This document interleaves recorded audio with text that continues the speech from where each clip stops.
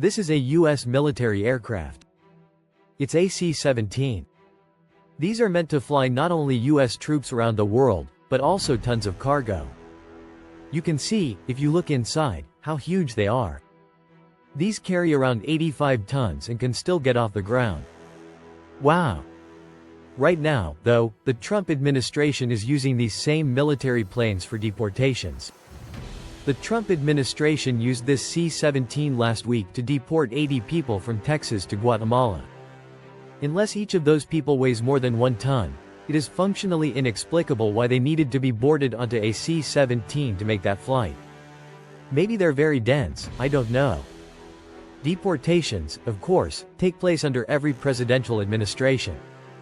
Typically, the government hires a plane for the day to do deportations. They charter a traditional civilian-style aircraft, which costs around $8,000 an hour.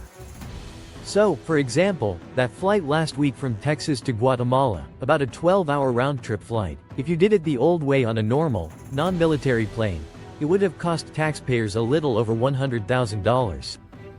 But that, of course, is not how the Trump administration is doing it, because look how tough it makes them look to use these big military planes instead.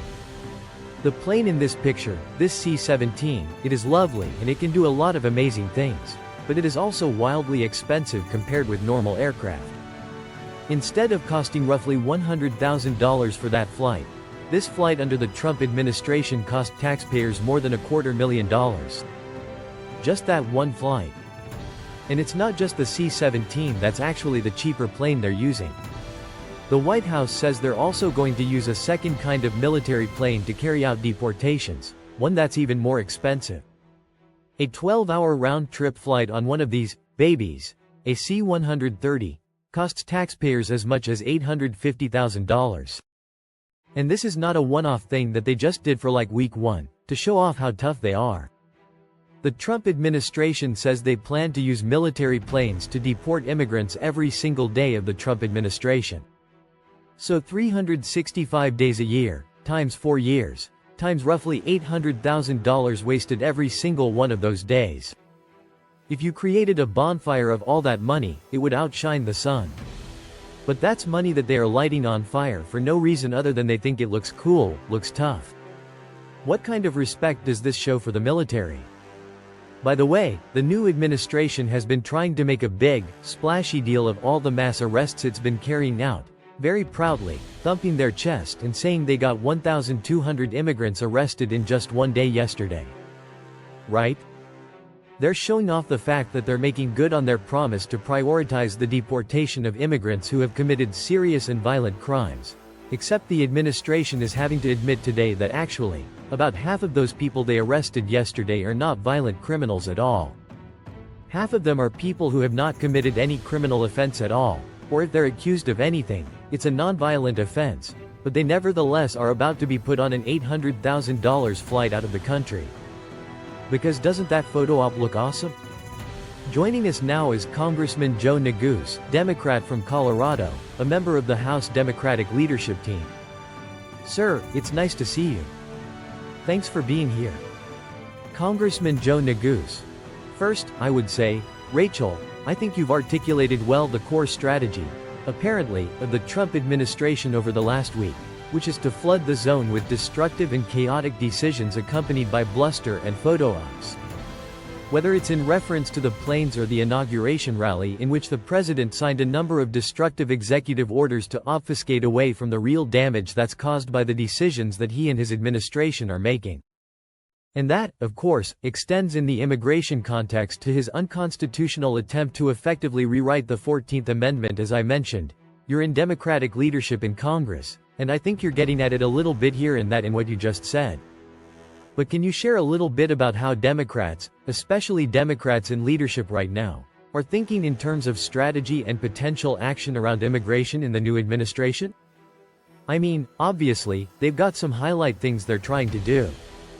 They're trying to bring us back, if not to the 1960s, particularly potentially to the 1860s in terms of what they're doing on civil rights and discrimination.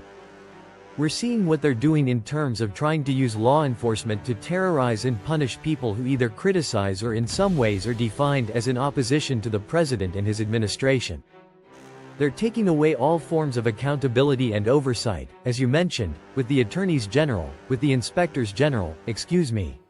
But what they're doing to immigrants is something they say they're going to do every day, and they're already getting rid of the idea that it's just going to be criminals, violent criminals.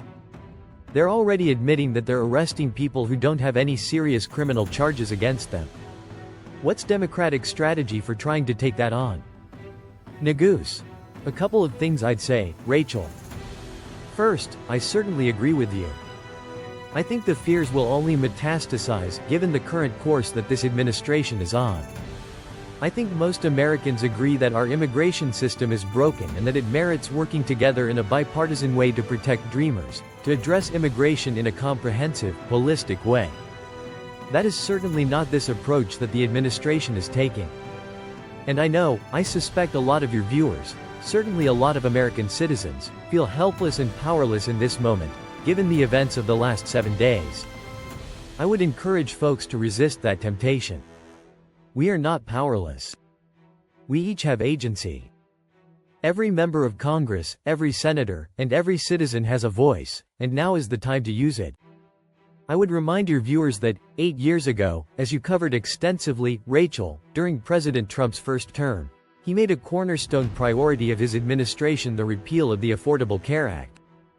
And as you know, that ultimately did not come to fruition, notwithstanding Republican majorities in the House and the Senate. And that's because the American public stood up and spoke loudly in opposition to the disastrous plans that he had articulated.